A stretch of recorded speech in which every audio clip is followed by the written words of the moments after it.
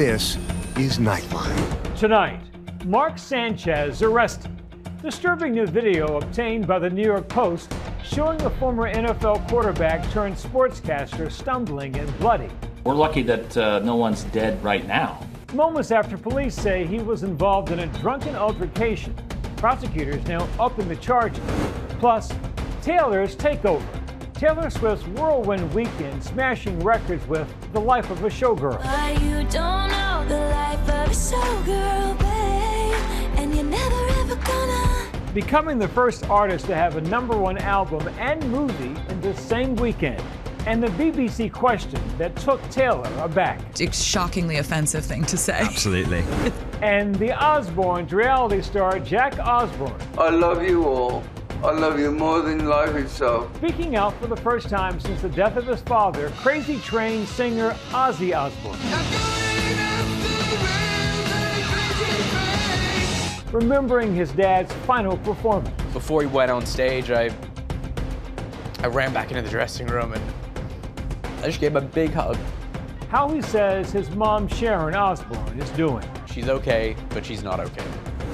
And Bad Bunny. I'm doing the Super Bowl halftime show. How the SNL guest host blew back the blowback over his upcoming Super Bowl appearance.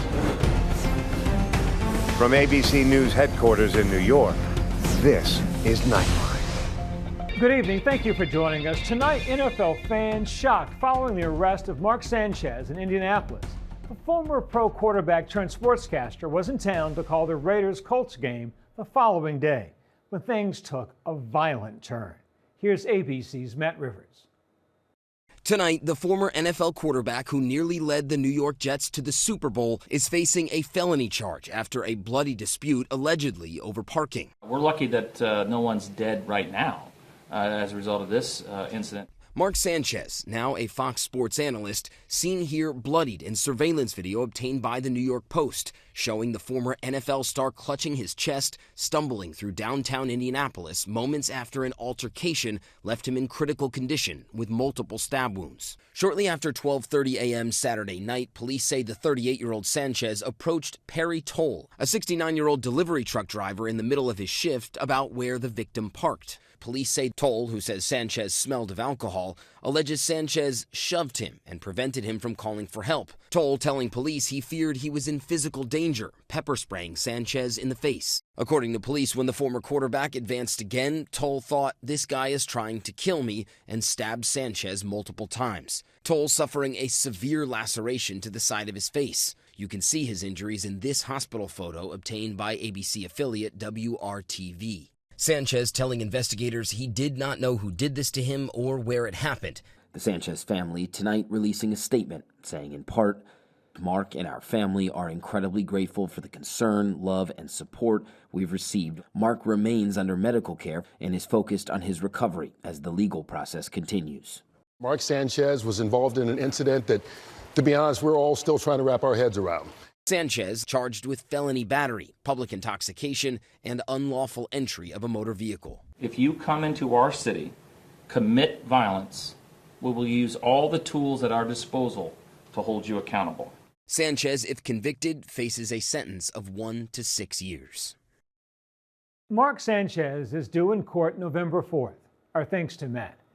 We turn now to Taylor Swift, the superstar seemingly everywhere at once these last few days. It's a multimedia blitz so layered it could only be called Taylor's Takeover. Here's ABC's Stephanie Ramos. Everyone, please welcome the one, the only, Taylor Swift! Tonight, Taylor Swift stopping by The Tonight Show with Jimmy Fallon. I wanted to be the character of the showgirl, which is like other aspects of a person's personality where you're like funny and feisty and having a blast and flirty. Capping off a weekend that has been heaven if you love Taylor Swift. It's 12 new freaking songs. Does anyone understand? And if you're not a Swiftie, she and her legions of fans have been nearly impossible to ignore. There were feathers and pearls, hot glue guns, sparkles, champagne glasses. You get the picture.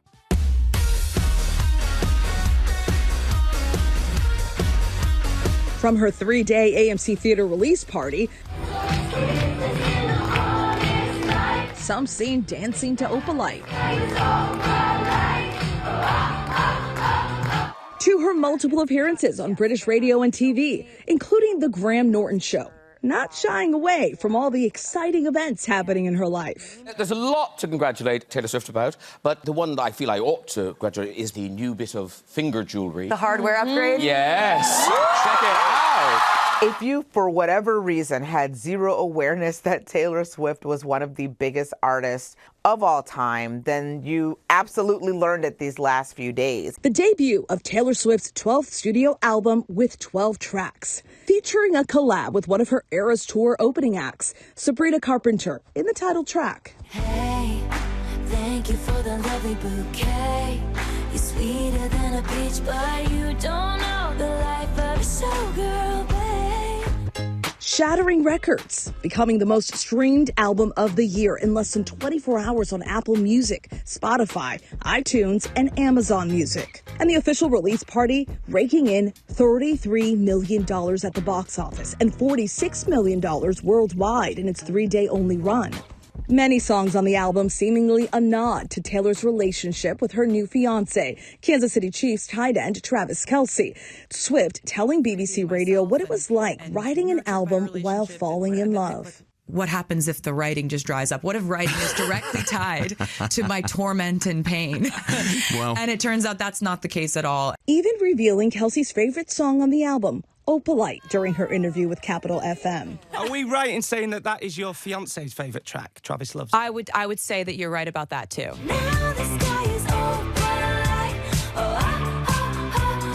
Travis's brother Jason asking the question on ESPN's Monday Night Countdown that everyone has been wondering. Trav, when's the wedding?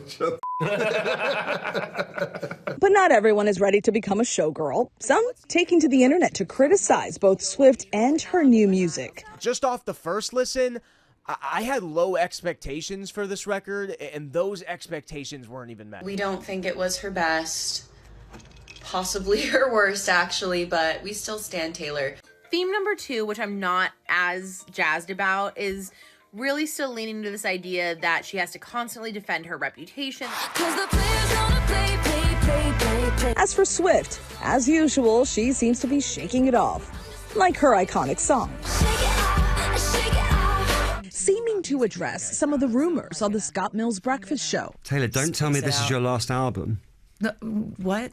No. I just saw some fans going, well, she's going to get married, and then she's going to have children, and then she's going to be the last album. A shockingly offensive thing to say. Absolutely. It is not the last album. It's not why people get married. No, exactly. So that they can quit whole, their job. Right. She's an engaged woman, and she made this album in a way it feels like to remind people that she has grown up in the spotlight, but she has grown up.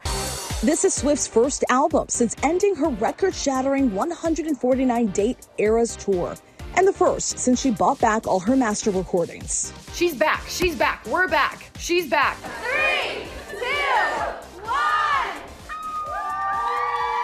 The excitement over this new album started in August when Swift announced it on Kelsey's New Heights podcast. This is my brand new album.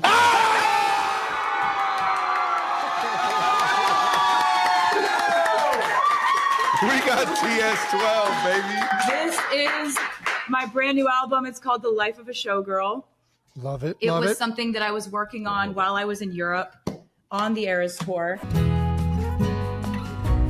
Then, in the days leading up to the release of Swift's new album, an official fan event in New York City hosted by Spotify, loaded with her signature Easter egg hints about what was coming. What is it about Taylor's music that has kept you wanting more and more?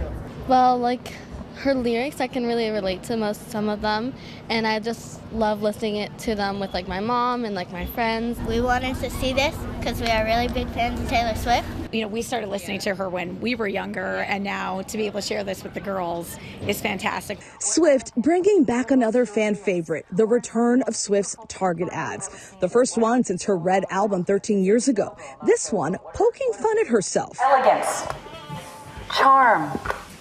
Not that. She's got cat hair all over her. Is there a school we could very quickly send her to? Turns out, there is. Go 3/4, go down. Jo Weldon is the headmistress at the New York School of Burlesque, where anyone can try their hand at the life of a showgirl. She's also the author of the Burlesque Handbook.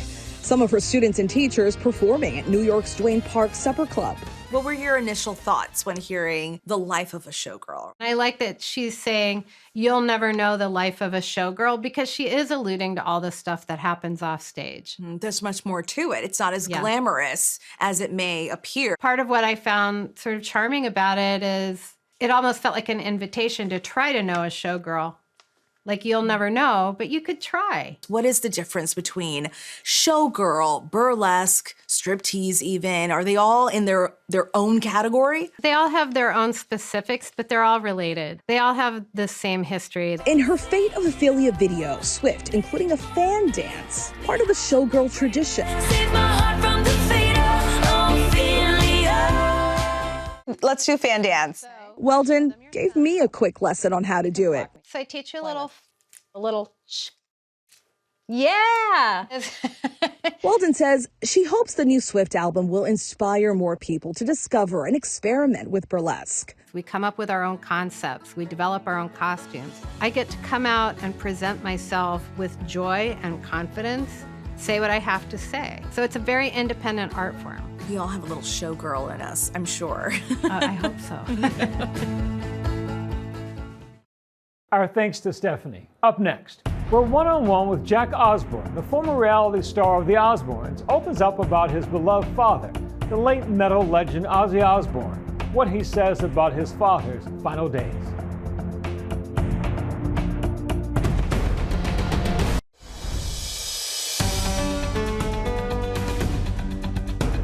Welcome back. Ozzy Osbourne was known for defying the genre of heavy metal, his rock star excesses, but also for his warm and loving, if eccentric, family life. His son Jack Osbourne shared that reality spotlight and sat down with ABC's Chris Connolly to remember the force that was his father. None of us expected it to be like this with that outpour of love. Jack Osbourne is in mourning following the passing of his father Ozzy on July 22nd. How is your mother doing now? You know, when people have been asking me that question, I say she's okay, but she's not okay. Can she feel the affection and the appreciation? Oh my God, yeah. Yeah. I know she feels the love. And I think that has been such a level that none of us could ever really, I think every child sits there and kind of has this thought about one day their parents won't be there and what will that be like. It's just a part of being a human. We just didn't think of it. We didn't think of, it was a different weight to it. Ozzy's death coming just 48 hours after Ozzy finished work on his memoir, Last Rites, recounting his years as a heavy metal wild man. I want to make sure I quote accurately from the book. If I'd been clean and sober, I wouldn't be Ozzy. If I'd done normal, sensible things, I wouldn't be Ozzy. There's definitely some truth to that. But here's the thing. He was clean and sober at the end, and he was still Ozzy. Were there things in the book that were hard for you to read? I think the last chapter is the hardest. What are you remembering from that time? He was happy. Sorry. He was in such a good mood. The Crazy Train singer had earned happiness, his book chronicling the excruciating medical ordeal that forced him off the road, undergoing 7 surgeries in 5 years to repair the neck he badly injured in a 2019 fall. Just 17 days before he passed, Ozzy's farewell concert, a benefit titled Back to the Beginning, in his UK hometown of Birmingham. Seated on a throne, still very much Ozzy, singing his solo hits, then joining Black Sabbath for an unforgettable 4-song finale. Thank you from the bottom of my heart. So what's that like for you to watch on that day, the 5th of July of this year? It was funny. Before he went on stage, I ran back into the dressing room and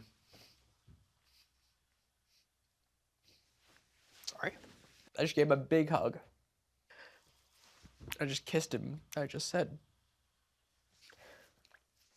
I was like, crush it. You're going to do so good.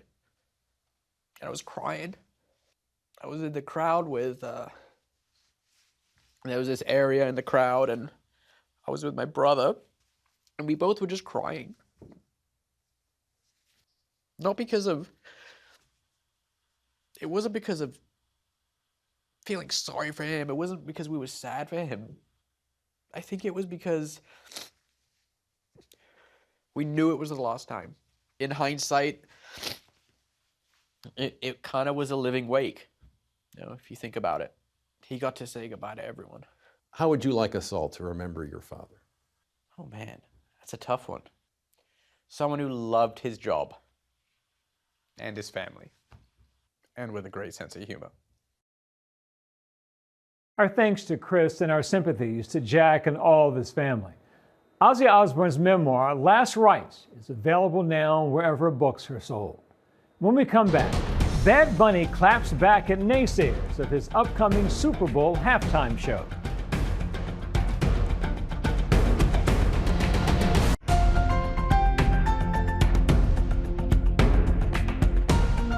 And finally tonight, there's been no shortage of controversy over this year's Super Bowl after rapper Bad Bunny was announced as the show's halftime performer. The artist himself firing back during his hosting gig on Saturday Night Live. Here again, ABC's Chris Conley. You might not know these, but I'm doing the Super Bowl halftime show.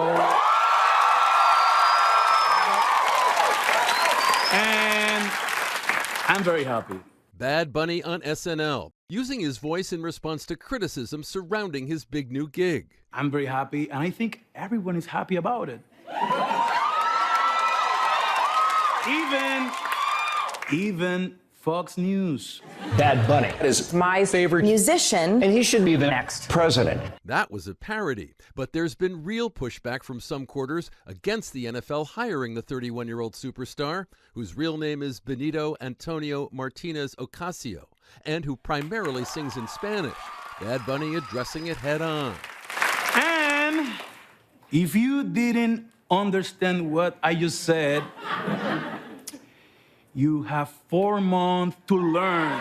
Bad Bunny recently wrapping up a sold-out 31-concert residency in his native Puerto Rico. Yet Bad Bunny opting not to tour the continental U.S. because, as he told ID magazine, there was the issue of, like, ICE could be outside my concert. And it's something that we were talking about and very concerned about. Those concerns perhaps to be realized outside Super Bowl 60 in Santa Clara, California, near San Francisco, with Homeland Security Secretary Kristi Noem telling the Benny Show podcast that ICE agents will be present. We'll be all over that place. And we're going to enforce the law. So I think people should not be coming to the Super Bowl unless they're law-abiding Americans who love this country. Bad Bunny has been soaring in popularity stateside and with generations of Latino fans. He turned up earlier this year in Happy Gilmore 2. What's a green? He's no stranger to the Super Bowl halftime show after performing with Shakira and Jennifer Lopez in Miami for Super Bowl 54 back in 2020.